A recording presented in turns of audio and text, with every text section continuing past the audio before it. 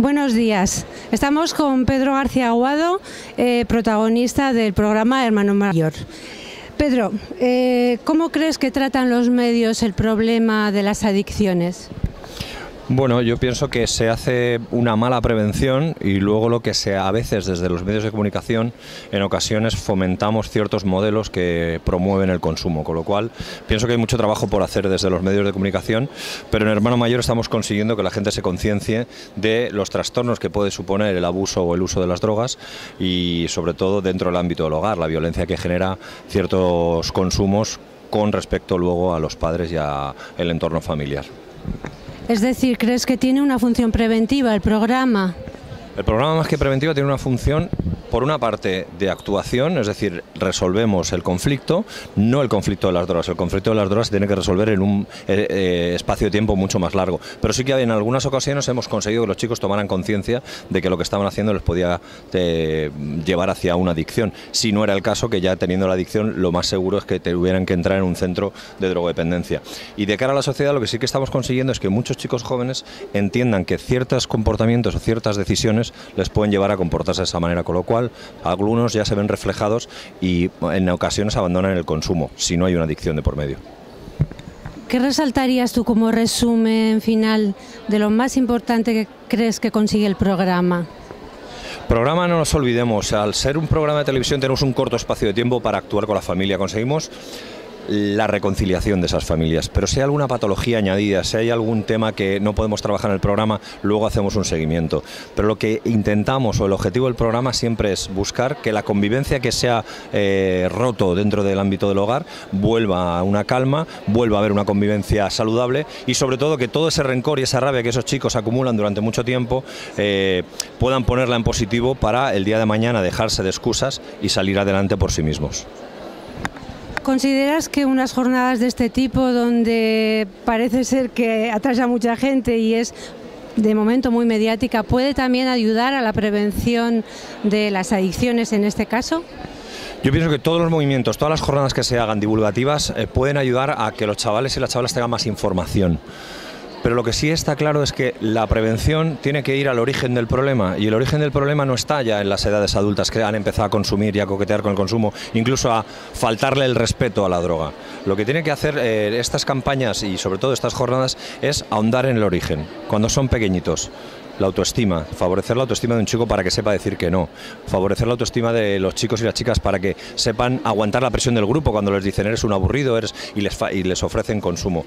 En esos momentos yo pienso que es cuando realmente podemos atajar el problema, pero una vez ya se desencadena el consumo, ahí ya nos tenemos que hacer cruces muchas veces y pensar, ojalá no haya esa predisposición genética en este chico o en esta chica para desarrollar la dependencia. Para mí la prevención empieza mucho más abajo y empieza con una educación con muchísima más conciencia de riesgo, y pienso que eso es lo que tenemos que fomentar, la conciencia de riesgo, no demonizar, pero sí fomentar a los chicos la conciencia de riesgo y el juicio crítico antes de enfrentarse a una droga, por ejemplo, legal como es el alcohol. Estamos en un país donde con 13,7 años se empieza a consumir alcohol, eso me parece una edad muy temprana y que el cerebro no está desarrollado.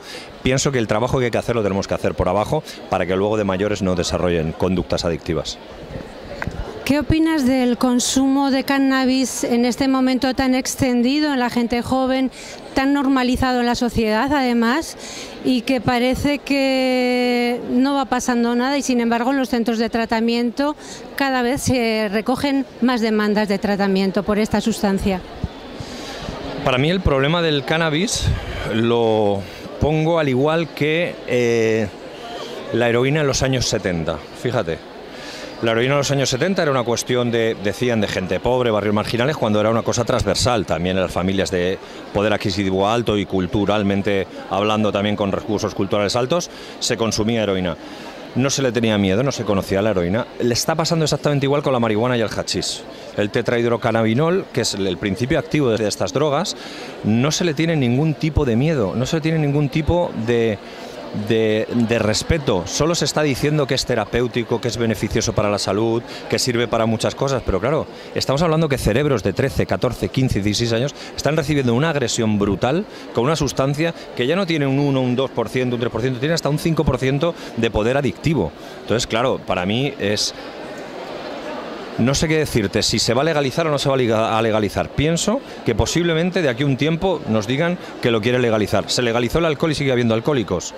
Por legalizar la marihuana no va a dejar de haber dependientes de la marihuana. Para mí realmente es un peligro, pero la concienciación en este caso tiene que venir más hacia los padres. Los padres son los primeros que permiten tener 2 plantas en casa de marihuana. Porque como es legal, y mejor que la compre fuera que la cultive en casa. Entonces para mí es una aberración absoluta y con eso estoy en una cruzada bastante importante, porque tendemos a una generación de jóvenes, una parte, enferma mental desde los 14-15 años producto de la marihuana. ¿Encuentras alguna similitud de estas adicciones con, por ejemplo, las adicciones a las nuevas tecnologías que también están ya aflorando? La diferencia es que las adicciones a las nuevas tecnologías son adicciones no químicas. Tenemos una cosa que es más externa, aunque va directamente también a los circuitos de recompensa del cerebro, pero la marihuana actúa desde dentro. Las nuevas tecnologías desde fuera. Entonces el tratamiento es muy parecido, pero no es lo mismo el daño neuronal que te provoca una adicción a la marihuana como te puede provocar una adicción a las nuevas tecnologías. Tú al final puedes seguramente acercarte a un ordenador, el día de mañana si haces un buen tratamiento seguramente no podrás acercarte a según qué juegos o a según qué programas, pero seguramente podrás utilizar un ordenador para trabajar. La marihuana, si te vuelves adicto, no podrás volver a tomarla nunca porque nunca sabrás controlarla. Entonces yo creo que hay una gran diferencia, aunque el tratamiento y los comportamientos están siendo muy parecidos. Muchas gracias, Pedro. Nos encontramos en otro sitio, supongo. Claro.